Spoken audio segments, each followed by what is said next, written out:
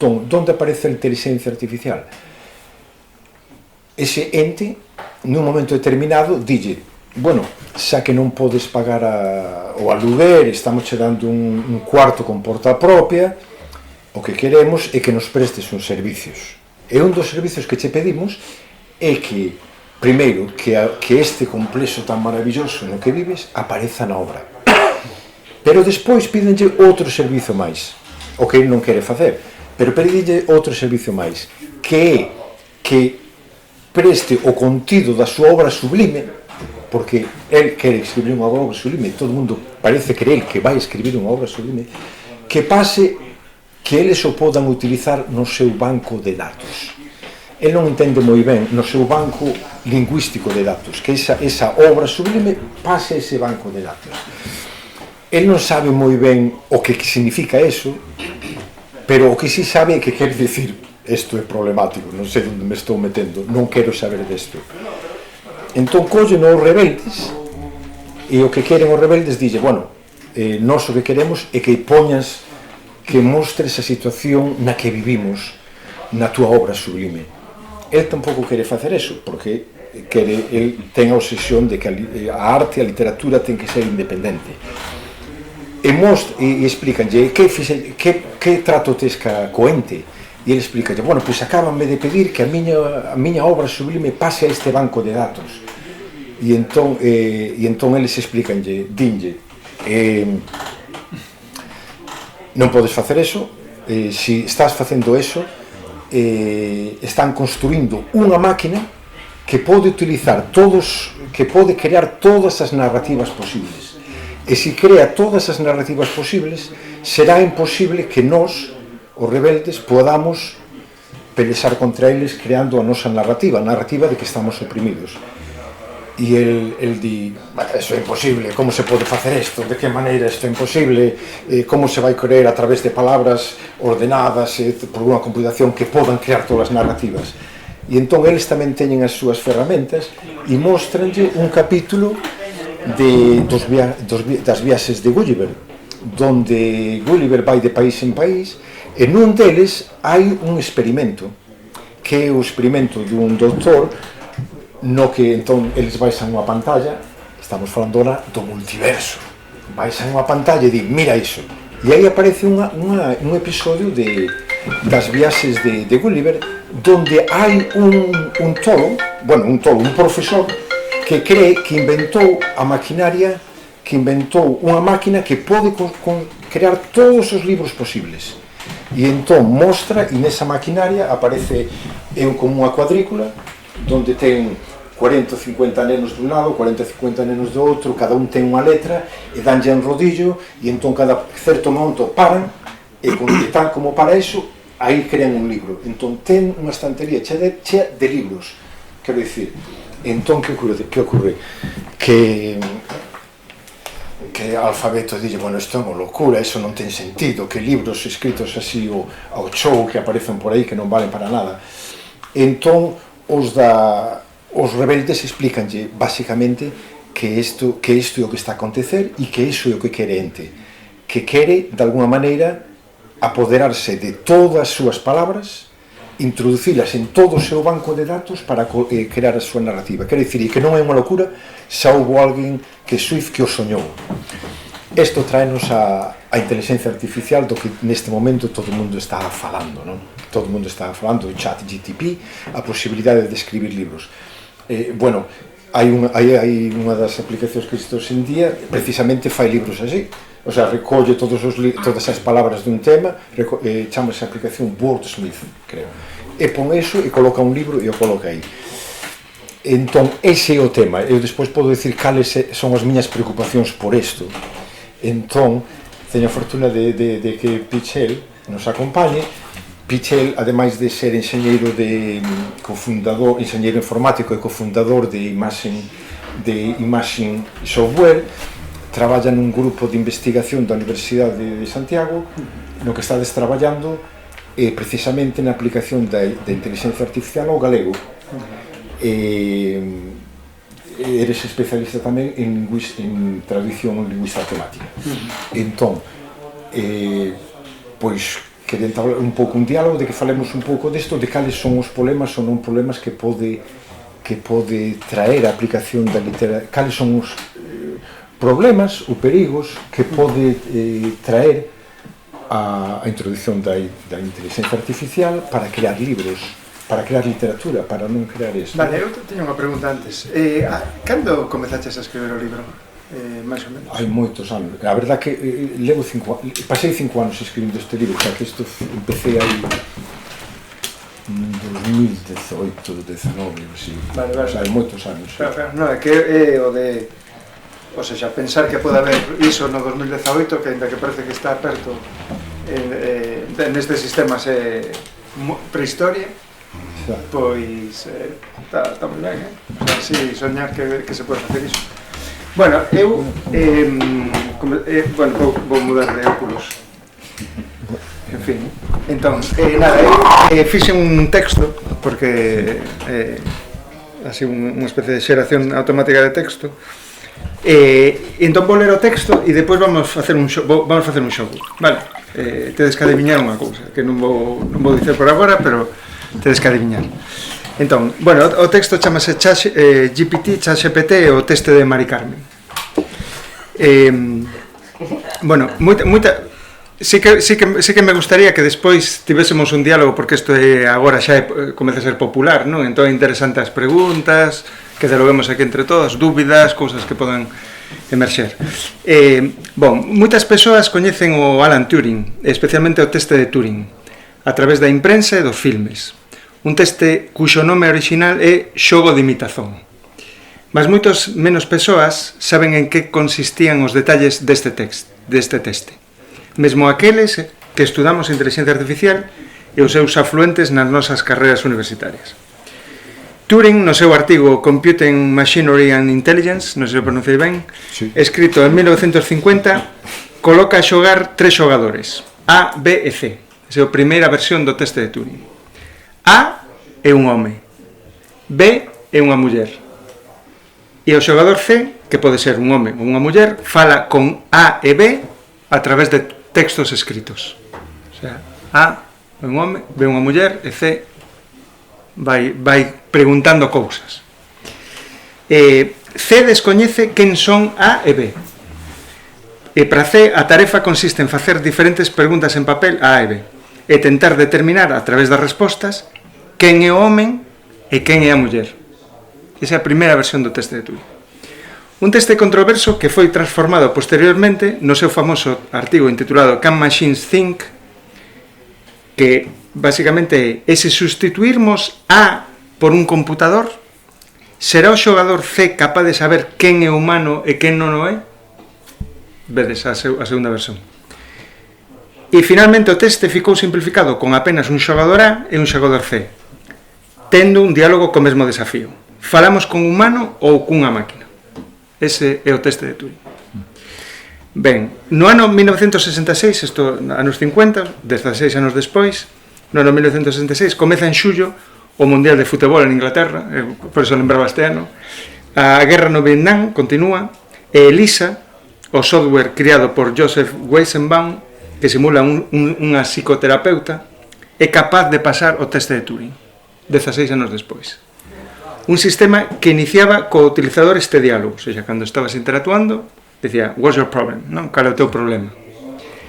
E que continuaba cos humanos a lle contar os seus problemas. O sea, a xente comezaba a falar con Elisa. Elisa non dialogaba, mas era capaz de dar a apariencia de diálogo, repetindo palabras do diálogo anterior co utilizador ou convertendo o problema do utilizador nunha nova pregunta. Ti falabas, respondía cunha pregunta. Tal vez Elisa era Sabela, respondendo sempre con preguntas, só por precaución. Un aspecto cultural galego-portugués digno de pasar por inteligente. 20 anos máis tarde, no ano 1986, Mari Carmen tenta introducir un problema de matemática no computador Commodore 64 que ela e o seu home Xosé Ramón lle tiñan presenteado os seus fillos. Aponta 2 dedos ameazadoramente para o teclado e comeza a escrever un problema de matemática que decía así: si Juan tiene 2 manos y Ana tiene 2 manos, ¿cuántos dedos tienen entre los dos? A matemática xa sabemos que só fala en castellano. O Commodore 64, após presionar con forza Mari Carmen a tecla Enter, non responde. Terá algunha dúbida para poder responder a Mari Carmen? O Commodore 64. Todos os humanos teñen os mesmos dedos dunha man? Quen son Juan e Ana? Coñéceos? Ano 86. Novembro de 2022. Cando saiu o teu libro. O chat GPT é apresentado na sociedade. Un moito ben definido como o primeiro chatbot real da historia. Isto define o The Times, e a verdade que é tal cual. Chat GPT é un modelo de linguaxe desenvolvido pola OpenAI, baseado na arquitectura GPT 3.5. Depois, se queredes, falamos dos detalliños. Foi treinado cunha grande cantidad de dados textuais para poder realizar unha variedade de tarefas relacionadas coa linguaxe humana, como responder preguntas, xerar texto, traducir idiomas, sumarizar textos, resumilos, completar frases e moito máis. Como un modelo de linguaxe, o seu obxectivo é estender a linguaxe humana e xerar respostas relevantes e coherentes para as preguntas que lle son feitas. Iso é o que fai o ChatGPT. Utilizastes casi todos, non é todos. O sea, vale. Está claro. No, vale. Perfecto. Pois, como un modelo de linguaxe, o seu objetivo é entender a linguaxe humana e xerar respostas relevantes e coherentes para as preguntas que lle son feitas, como aquela de 1986, que 36 anos despois escribeu outro Xosé Ramón na web do ChatGPT. Si Juan tiene 2 manos y Ana tiene 2 manos, ¿cuántos dedos tienen entre los dos? El ChatGPT respondeu: entre los dos, Juan y Ana tienen un total de 20 dedos. Cada uno tiene 10 dedos, 5 dedos en cada mano. Por lo tanto, si sumamos los dedos de ambos, obtenemos un total de 20 dedos. Eso foi o que respondeu ChatGPT. Vale. E Xosé Ramón preguntou de novo: podes traducir a resposta ao galego-portugués?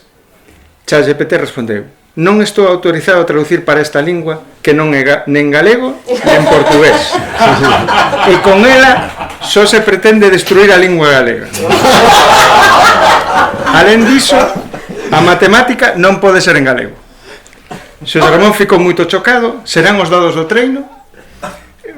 Pede unha segunda resposta. E ChatGPT responde: claro, aquí está a traducción da resposta a pregunta en galego-portugués.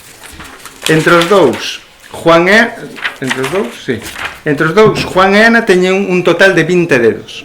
Cada un ten de dedos, 5 dedos en cada man. Por tanto, se sumamos os dedos de ambos, obtemos un total de 20 dedos. A primeira resposta nunca foi dada. Teño que aclarar. A primeira nunca foi dada. Mas podería ser posible se houvese demasiados preconceitos nos dados. O ChatGPT, con esta resposta e moitas delas, non só pasa o teste de Turing, mas tamén 2 testes máis complicados. O teste do preconceito social e un máis difícil, o teste de Mari Carmen, que era que non lle respondeu o Commodore 64, e el respondeu, e acertou, que por acaso é a miña mãe. Entón, mas aquí viñemos falar un pouco sobre o teu libro, non? Sobre o libro de Terceiramente do Xeles. E todo coincide, porque tamén foi publicado en novembro de 2022, exactamente o mesmo mes que saiu o ChatGPT. O que a inteligencia artificial ten a ver con este libro, coa literatura en xeral? Eu só vos podo dizer unha cousa: este libro nunca poderá ser publicado nin xerado xamais por un ChatGPT, nin na versión 20.5 que calculei máis ou menos. Mas vamos preguntar, entón comecei a preguntelle a ver, o que achas da relación entre ti e máis a literatura? Preguntei ao ChatGPT e entón respondeu: como un modelo de linguaxe fun treinado cunha grande cantidad de dados textuais, incluindo a literatura. Por iso, podo axudar con preguntas relacionadas á literatura. Podo fornecer información sobre autores, xéneros literarios, períodos literarios e movimentos literarios. Alén diso, podo axudar con análise literaria, como identificar temas, símbolos e motivos nunha obra de literatura específica, ou analizar a linguaxe e o estilo usados por un autor.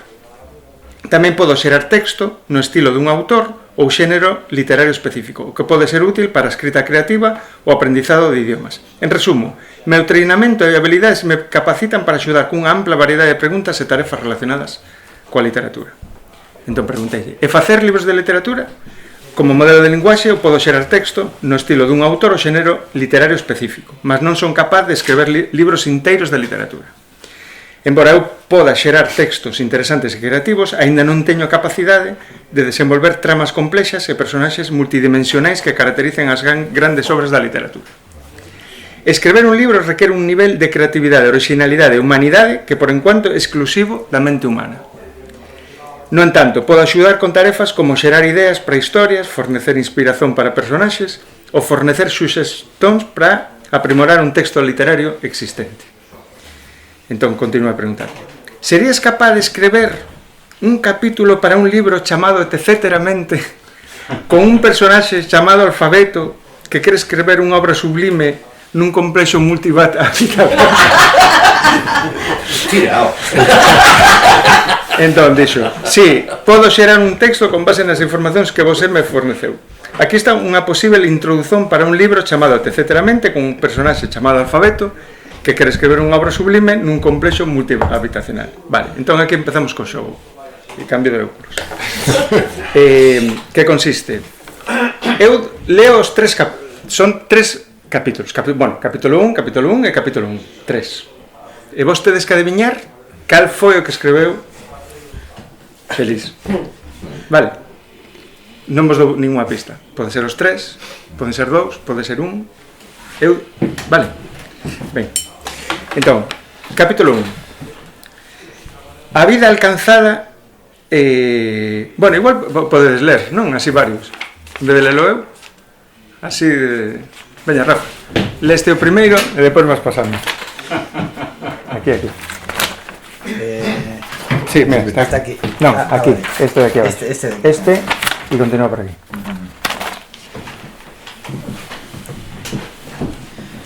Capítulo 1. A vida alcanzada nunha noite tormentosa de inverno é, no mínimo, peculiar. Etcéteramente, esa era a palabra que os meus avós usaban para definir todos aqueles eventos que, por máis que se tenten explicar, sempre quedan sen resposta. Nunca gostei do inverno. Sempre me pareceu unha estación triste e bastante escura para o meu gosto, pero aquel inverno foi diferente. Lembro como se fose onte a noite na que a miña vida mudou por completo. Estaba sentado na miña cadeira, diante do computador, a traballar con auriculares postos e a escoitar música para me concentrar. A luz titubeaba, como era de esperar nunha noite de tempestade, pero nada facía pensar que algo fora do común ia acontecer. Ata que ocorreu. O trono dos deuses, o trono dos deuses. Así foi como o baticei despois de todo o que aconteceu. Apareceu diante de min como se de maxia se tratase. E nada foi igual. Que se seguinte? Este? Sí.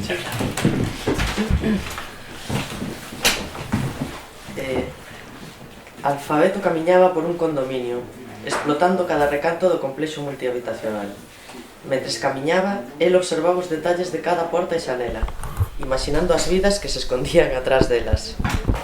Atravesou longos corredores, subiu e descendeu escaleiras, procurando a inspiración que precisaba para escribir a súa obra prima literaria. Porén, despois de horas de busca infrutífera, Alfabeto comezou a se sentir desanimado. Ningún dos personaxes ou lugares que encontrou parecía valer a pena para ser descrito nunha historia. Foi cando, case sen querer, tropezou nunha porta que parecía estar trancada. Cunha mestura de curiosidade e determinación, Alfabeto comezou a tentar abrir a porta, mais ela continuaba trancada. Despois de algúns momentos de dúbida, decidiu forzar a entrada. Carlos. Bueno. Pois só sacar o soco. Estamos todos iguais. Eu dos contigo. Capítulo 1. Alfabeto, este é o último, non? Sí, sí. Alfabeto camiñaba por un corredor do complexo multihabitacional inmobiliario. Semellaba un zigurat ideado por un arquitecto de mente doente, ou tamén podía ser o resultado dunha cadea de improvisacións que non manteñen ningunha orde predeseñada. Viu unha muller que viña a cara a él, camiñaba con donosura, a súa figura lanzal salientaba nese corredor gris. Cando se cruzaron, a man da muller bateu contra a súa e Alfa sentiu de súpeto unha picada. A muller desculpouse e seguiron cada en seu camiño. Todo foi tan rápido e inesperado que a Alfa lle levou un anaco de catarse de que a muller lle pasara un papeliño na man. Mirou para atrás, pero ela xa desaparecera. Na mesma man en que recibira o papeliño había un puntiño de sangue, como se lle picase algo. Na nota había uns números e letras que claramente correspondían a un piso e unha hora. Moi ben. Vale, pois... Eu non digo nada. Vale, bueno, Clarísimo. Bueno, un deles sí, porque senón é un pouco lío. Entón, cal pensades que... Eu lín o libro, entón tampouco. Vale, Tú dices? Eu lín o libro, entón xa. Claro. Xa sabe. A ver, quen Yo diría dio... el tercero. Ti dis o terceiro. Eu tamén. Ti tamén. Quen máis dio o terceiro? Eu, sí. Que fixaste co chat? No, o sea... O de Xelis, o Sí, o sea, o que... Original o solo hai un. o terceiro hai dúas mans, non? O sea, ti e ti. Sí, terceiro. Alguén máis dio o terceiro? Ti, 3, Sí. 4. 4 ou 3, vale. O primeiro. Quen di que foi o primeiro? Eu teño dúbidas co primeiro e o terceiro. Vale. Veña, digo, se cadre primeiro. Vale. Vale, alguén máis. Pode introducir variedade. Alguén di máis o primeiro?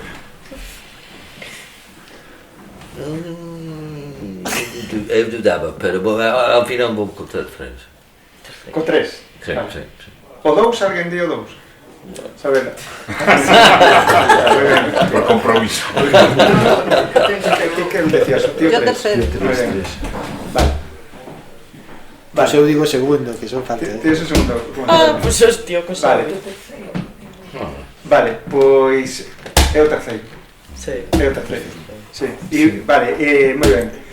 O sea, acertastes máis. Por que pensades que foi o terceiro? Que foi o que vos fixo? Que é máis fricada. Que máis fricada? Sí, A mí el gordo. primero y el segundo me pareció... Vale. Sí. Digo que a mí el primero y el segundo me pareció una cosa hecha ya, o sea, una Máis cosa prefabricado, non? sí. Lo de la mujer que aparece. Sí. A mí pareceume que o segundo que estaba traballando cos datos que ti lle deras. Sí, O primeiro sí, que sí. estaba imitando un tipo de literatura galega bastante convencional. Bueno, isto para con expertos, así Está ben. Entón, eu ao principio dixen que vou estar nun compromiso porque non vou saber eu, pero está moi claro que eu dixen, non me vou acordar, non me vou acordar, pero sí, a verdade que está claro. Pero entón o segundo entre Nacho e ti para fixeches datos. Claro, eu fixen desta pregunta e foi xerando varias respostas e até que vin algunha que era máis coherente que Claro. E os dous primeiros son respostas a unha mesma pregunta. Sí. Carallo, pois que diferenza Sí. tamén. É Non moi digo porque Sí. eu vexo entre o segundo e o primeiro bastante diferencia de complexidade, non? Sí. Incluso, joder, introduce o nome do personaxe tamén. Claro. No, o outro é así como o primeiro como moi xenérico, non? Moi... Claro, é que, a ver, é que estes sistemas, a ver, estes sistemas o que utilizan en moitísimos dados para aprender, o sea, son sistemas que aprenden, non a través de moitísimos dados. Entón, antes non había suficientes dados e non había suficiente, as arquitecturas eran moi fustosas para ter, por exemplo, unha rede de neuronas, igual valía cando estaba na carreira 2 millóns de pesetas, o sea, era unha barbaridade, un computador para facer unha rede de neurona moito máis básica das que é agora, non? Entón, e por outro lado non había datos suficientes, entón, claro, non había maneira. Entón, claro, agora sí que existen esos dados, sí que un portátil que igual vale 2.000, 3.000 euros, xa ten incorporadas GPUs que son como CPUs, pero que se utilizan para gráficos, para videoxogos, inicialmente se utilizaban para videoxogos, pero agora utilizanse tamén para treinar sistemas de aprendizaxe profunda que se chaman Deep Learning, non? Sí, sí. Entón estes sistemas aprenden a base de dados, pois son capaces de conseguir a partir de dados xerar un coñecimento que están aí ocultos entre os dados. Non, por exemplo, imaginad, si queremos facer un traductor automático entre inglés e chinés, se ti tes 20 millóns de frases ou 50 millóns de frases en inglés e 50 millóns de frases en chinés, acaba aprendendo. Teñe que ser unha traducción da outra, unha traducción humana. Entón, son sistemas que acaban aprendendo. Utilizan unhas arquitecturas que cada vez son máis complicadas, máis complexas, pero é unha cousa increíble e funciona. E a coña que a xente non sabe, nin os enxeñeiros, as enxeñeiras que fan estes sistemas, que agora máis utilizan uns sistemas que se chaman transformers, nin saben porque saben os resultados. O sea, por exemplo, o ChatGPT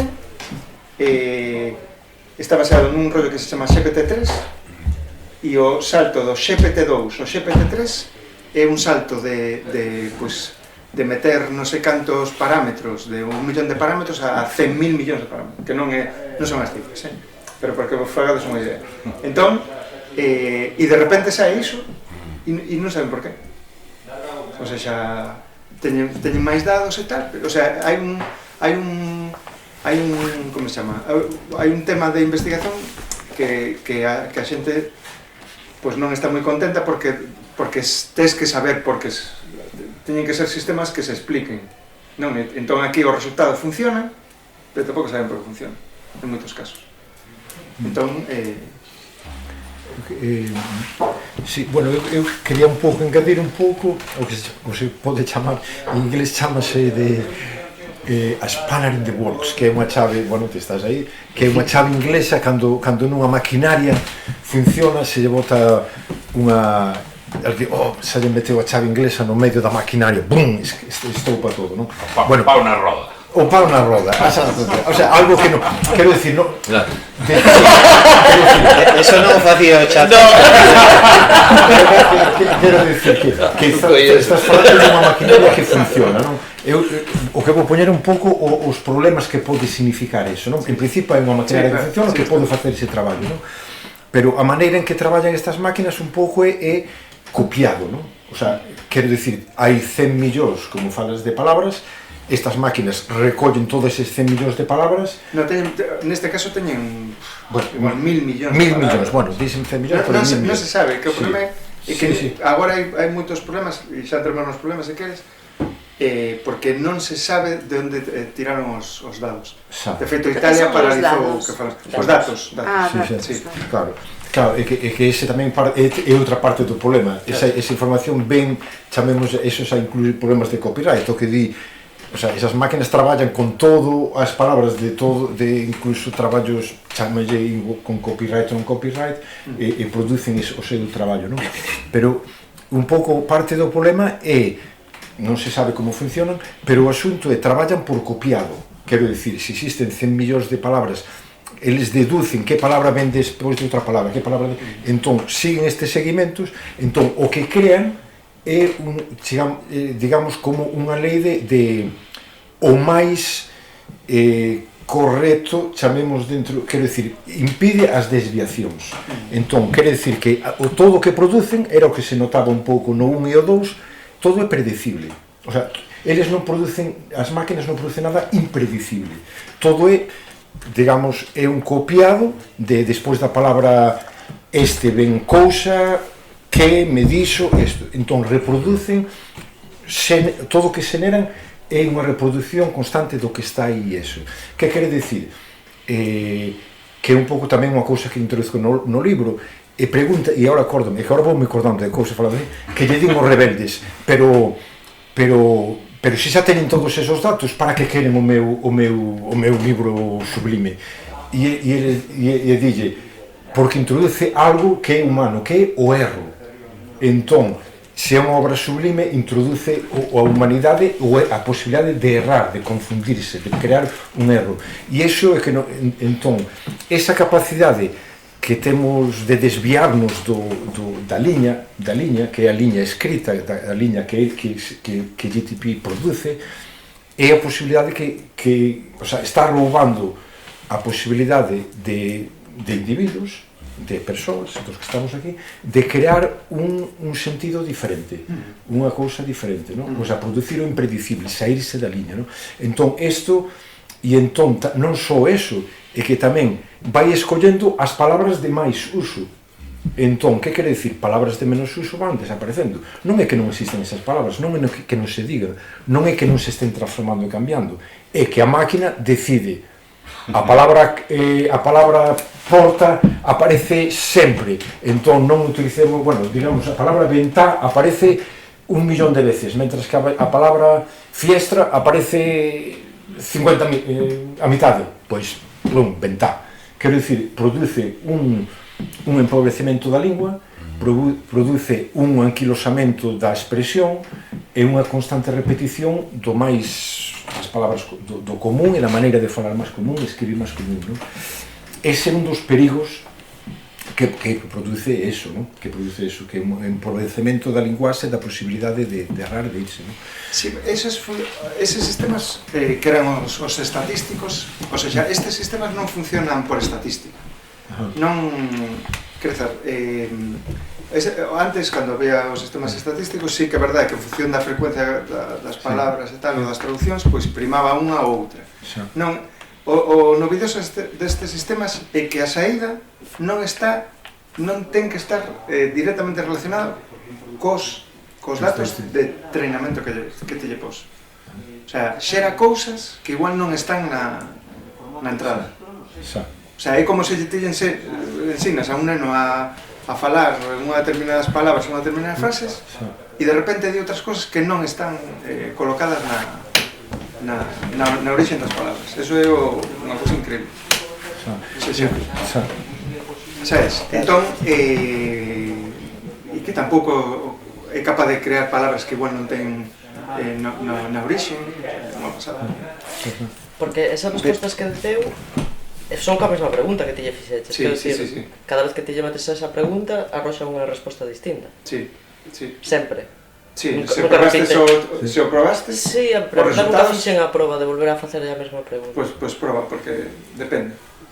E depois estes sistemas teñen un fenómeno novo que os problemas que se chaman as alucinacións, non? Que son Madre mía. Claro, que eso sí que é un problema serio. Si ya alucinan, se lo imaginan, ya flipa. No, a ver, o problema das alucinacións é que saen cousas que non están na orixe, no texto da orixe. Por exemplo, na traducción automática é super fácil de verlo. Tú tes un texto en galego, imagina, queres traducilo en inglés, e no inglés igual non aparecen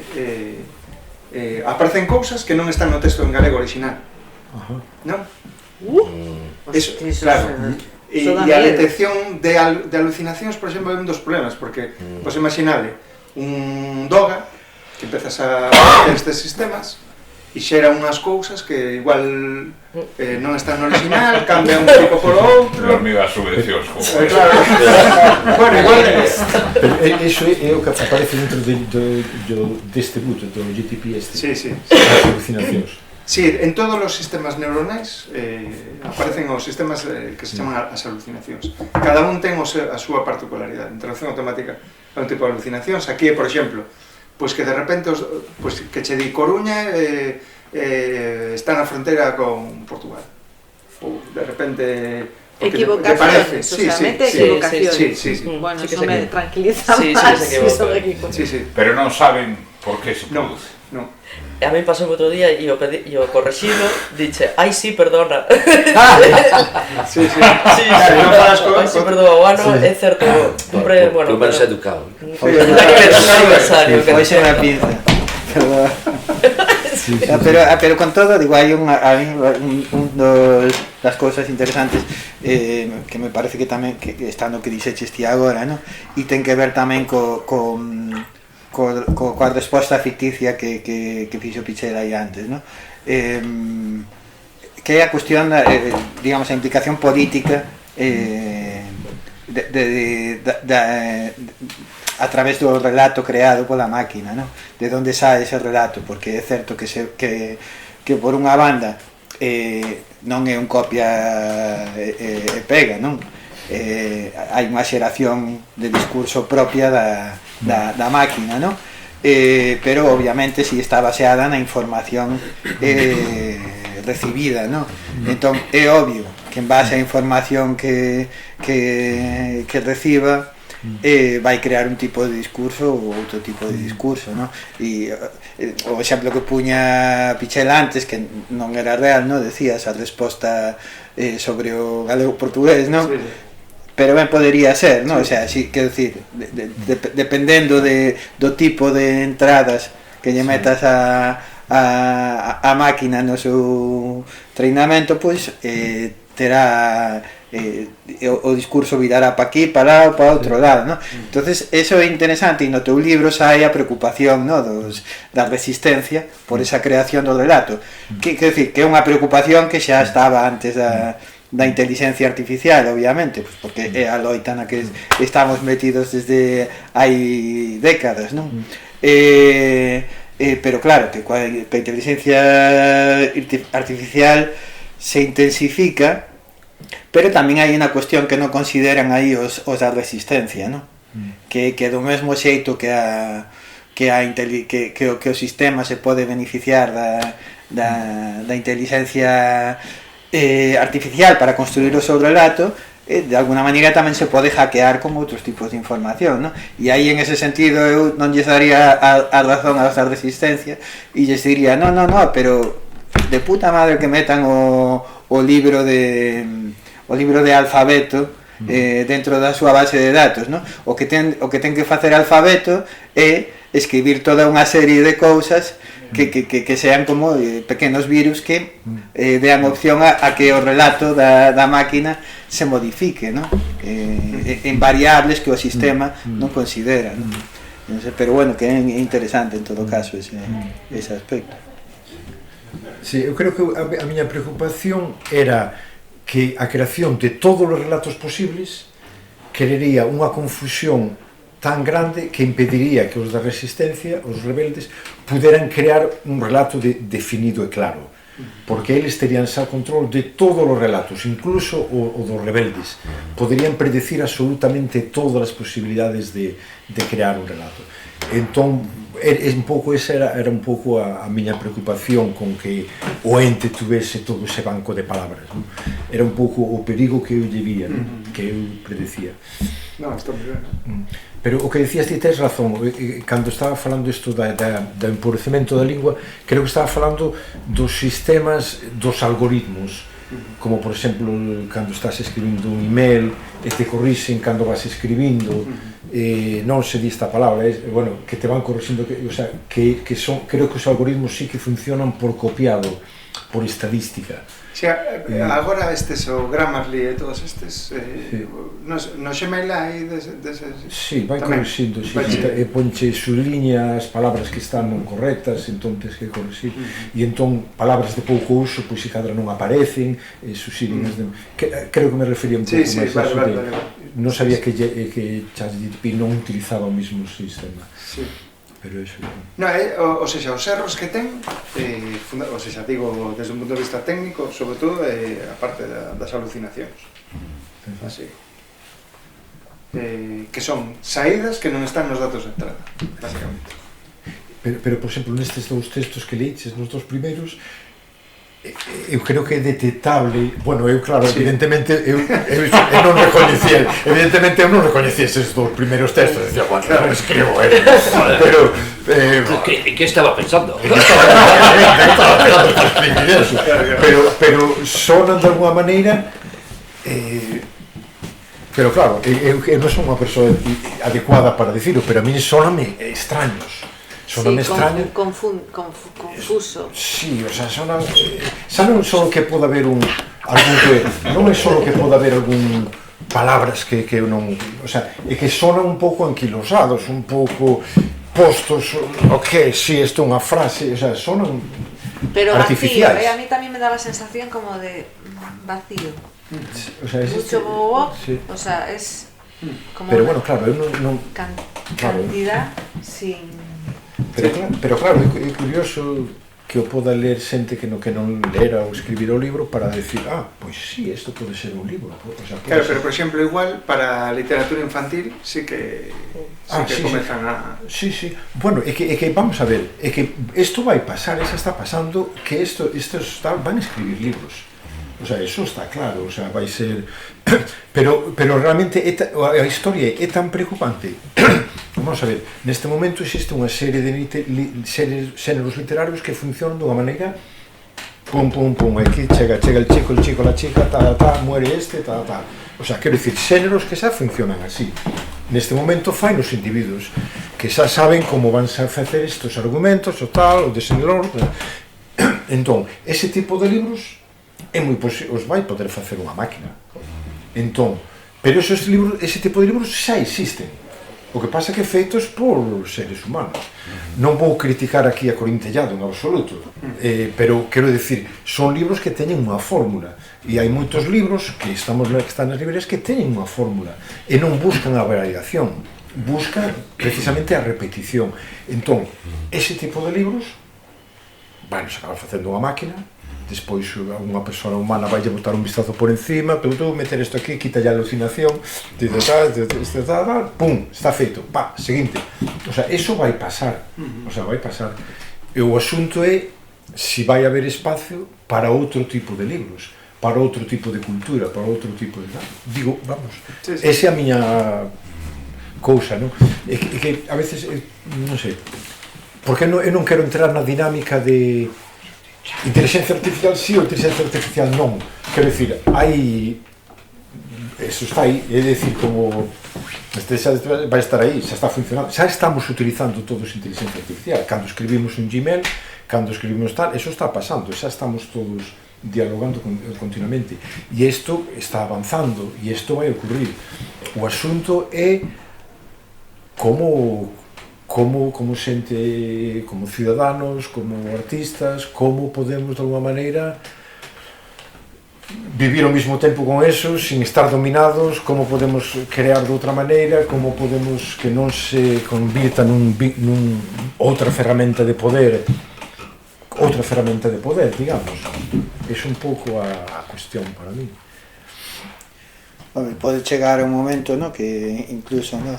que efectivamente que todo se convirta niso, ¿no? Entonces, o que se saia de aí é a contracultura, ¿no? É o underground, a literatura ou a creación marginal, ¿no? Non sei, en todo caso, o que é interesante tamén é a pregunta que a nos suscita, ¿no? Todo a cuestión que ti estás comentando ao respecto do que é o traballo da creación, no?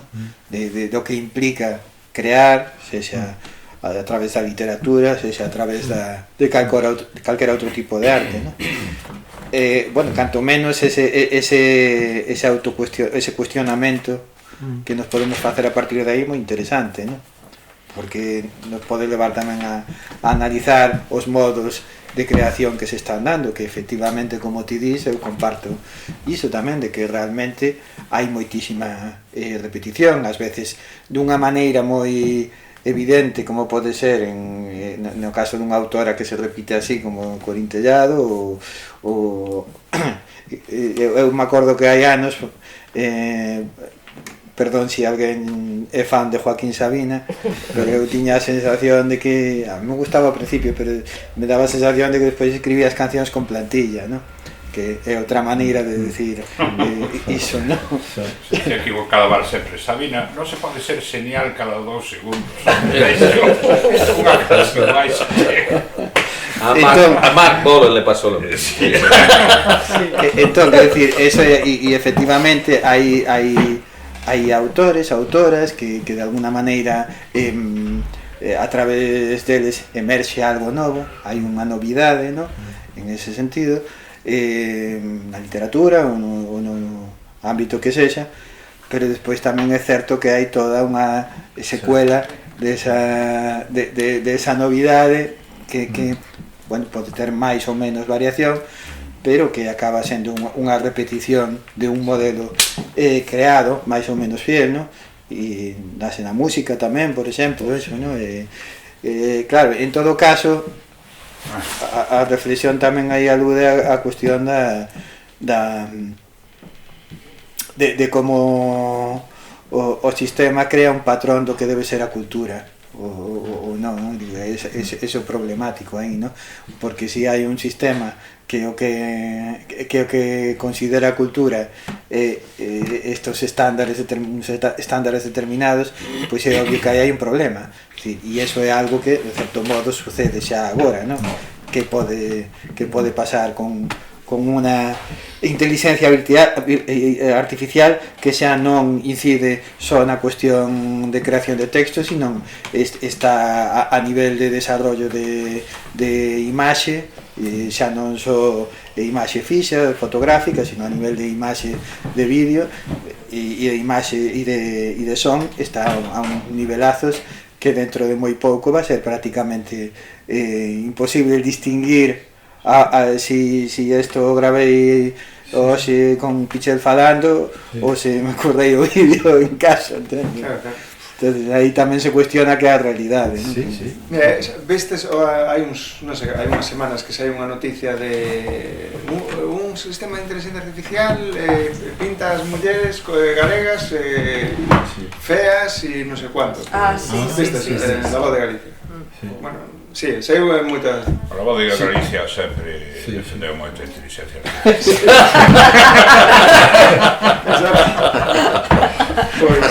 Sí, pois entón, a historia foi que eu fixe unha proba co sistema que utilizaron. Entón, claro, normalmente, cando preguntan nestes sistemas, preguntan son unha lingua. Non, o sea, entón, eu preguntei, busquei o sistema, agora moi ben non lembro como se chamaba, e fixen a mesma, o sea, dixen, faime un debuxo de mulleres galegas, de homes galegos, e en varios idiomas, en galego, en inglés e en castellano. E ves sistemáticamente como en castellano repítese a mesma forma de... o sea, o prejuicio, o preconceito xa ven na lingua, ¿no? Os dados son o preconceito, sabes? Entón, e cambias de idioma e cambia tal, o sea, son, de feito, busquei homes e mulleres galegas, entón, os homes galegos, cando en portugués, por exemplo, son uns tipiños que parecen siux, o sea, aí medio falta de soaco, de verdade. Entón, quer dizer, son os preconceptos dos dados. Pero o calificativo de bellas e feas, eso é preconcepto da voz, non? Inteligencia artificial arrojou un rostro, pero non dixo é feo e bello, non? Sí, é verdade. No, pero é verdade que é completamente diferente ao resto, non? O sea, o resto son aí de banda deseñada desta fantasía, o sea, e as galegas non. Pero, por exemplo, iso, o sea, como os datos pois fan que estes sistemas aprenden a partir deles. Tamén aprenden cosas que non están nos datos, isto é importante.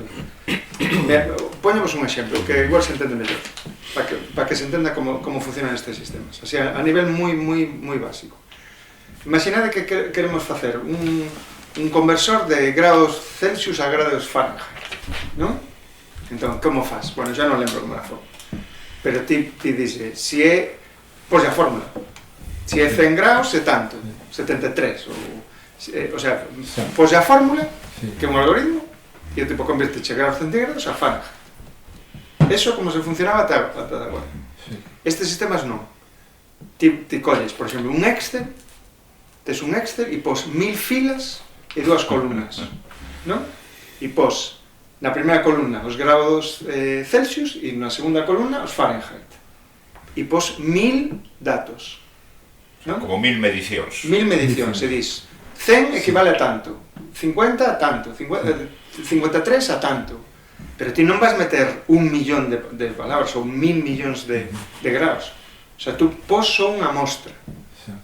Bueno, pues este sistema, a partir de ahí, aprende a convertir grados Celsius a Fahrenheit. O sea, aprende a fórmula. Sí, Exactamente. deduce Aprende a fórmula a partir dos datos. Eso se chama aprendizaxe profundo. Exactamente. Entón, estes sistemas aprenden a partir de a fórmula exacta. Pero 1000, porque 1000. Bueno, é un exemplo. Porque non, con unha mostra. Ten que ser suficiente, porque, por exemplo, imagina, traducción automática. Ten traducción automática, metes 600.000 frases, imagina, de español a galego, 600.000 frases en español e 600.000 en galego, e non aprende a traducir. Non son suficientes. Non son suficientes. Entón, a xente que fai? Ensayo erro.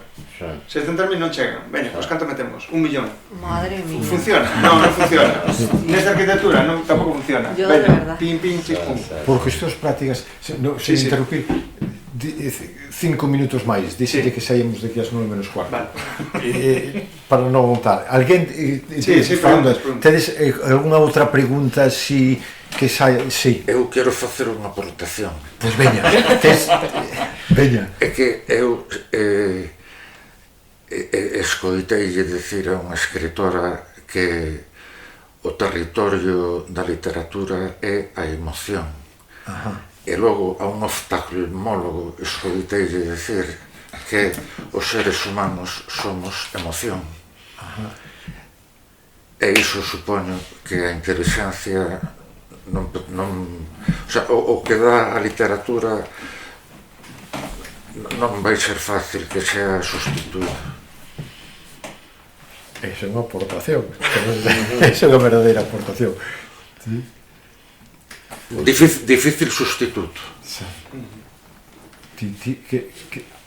Eu creo que a emoción pódese controlar moito mellor que... É dicir, antes, cando estabades falando aí, estábame lembrando cando sucedeu isto a crise dos guionistas en Hollywood, ¿no? Sí, sí. Porque aí a partir nos anos 2000, que pasou? Que os produtores de Hollywood xa facían, eran os que mandaban, querían facer, xa facían eles os guionistas. Os guionistas eran uns escravos que estaban ali. Aquí me poso unha acción dun tipo saltando por un abismo, como son agora as películas, non? Que son xa, ti vas ler os tratados de guionismo e xa venen as curvas todas, de aquí te ponen cachondo, aquí te deprimen, aquí te non sei que é un pouco o concepto aristotélico que manexan estes de a catarse, de si valo levando así, todo eso está controlado, non? Entón, era un sistema que está altamente estandarizado, é dicir, hai a inteligencia artificial é onde está traballando a saco,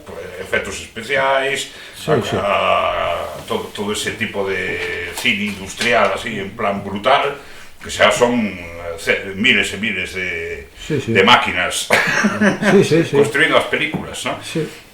A resposta dos guionistas foi escapar para a televisión por cable en masa para procurar a liberdade e outro tipo de emocións, non? Porque precisamente o que pasaba é que todas as emocións das películas son el Rei León. É dicir, hai un estándar emocional que é onde está o perigo aquí do control, non? Do poder. Pero tamén as emocións son manipulables, non? Tamén calquera artista, calquera escritora ou escritor un manipulador de emocións, non? Por tanto... No, hombre, pero no está hecho con la misma intención, ¿no? Hay que... Está feita con outra intención, pero o feito é que estas cousas sempre teñen dúas caras, non? Entón aí a resposta dos guionistas tamén creou un novo tipo de estas series que empezaran a funcionar aí nesa época, e incluso un mogollón de actores que estaban na primeira liña en Hollywood pasáronse a televisión porque ali era onde había, bueno, esa emoción máis valorable, non? Por así decirlo, non? Pero quero decir que sempre non creo que as emocións vaya a ser un territorio que se salve da especulación, non? No se salva, pero no es que no es la misma manera, o sea, claro, no se salva porque todo es controlable, pero un escritor que escribe con emoción no es el mismo libro que una máquina que hace, es que eso, esa cantidad de datos, eso se aburre, cansa, o sea, a mí me da una sensación de agobio, de es la masa de cientos de personas, son como los rinocerontes, ahí, que esa gota. Sí, Claro, pero O problema non está en que a máquina que produce unha obra teña emoción ou non teña emoción. Efectivamente, en todo caso a finxiría, como dixe o John agora, porque a máquina non sinte, pero produce emociones. No estoy muy de acuerdo, porque una cosa es la sorpresa. Yo el otro día, es que yo de esto no tenía la verdad ni idea, porque yo estoy muy lejos, no tengo ni ordenador, o sea, con eso os digo bastante, no me gusta. Pero el otro día mi hijo estaba con él y me dijo, ostras, mamá, mira, no sé qué de la inteligencia, bueno, vas a flipar. Y me dice, dile, pregúntale cualquier cosa. Y claro, yo estaba leyendo en mi cama, dice, lo que sea, así rebuscado y tal, y lo más rebuscado que se me acordó fue Paramahansa Yogananda, ¿no? Y le digo yo, dime la biografía de Paramahansa Yogananda. Y empieza el tío, va. Dice, pero ahora dile que te la diga de una manera rara. Y digo yo, ¿cómo de una manera rara? Y le digo yo, pues dime la biografía de Paramahansa Yogananda con sorna andaluza. Hostia. Te lo juro. Con deciros que no me acuerdo todo porque me quedé así, acabo diciendo, hay que ver el tío jodido, ¿no? Hay que ver el tío jodido. Y claro, al principio dije tal, pero después me dio un rollo de... ¿Sabes? Es como que agota rápido el filtro ese. Sí. Ya me hizo... Se acabó, ¿sabes? No quiero, es como que... No es lo mismo que una emoción que ¿sabes? Que te la transmite personalmente un escritor con la que puedes conectar o no, ¿no? Pero si conectas no es tan rápida de, sorpresa, me cansé. No, es que quedas, ese escritor es tuyo, ¿sabes? No sé. Diso non se vai queixar o da Junta de Andalucía. Bueno, pues, un gran punto. bueno, paramos aquí.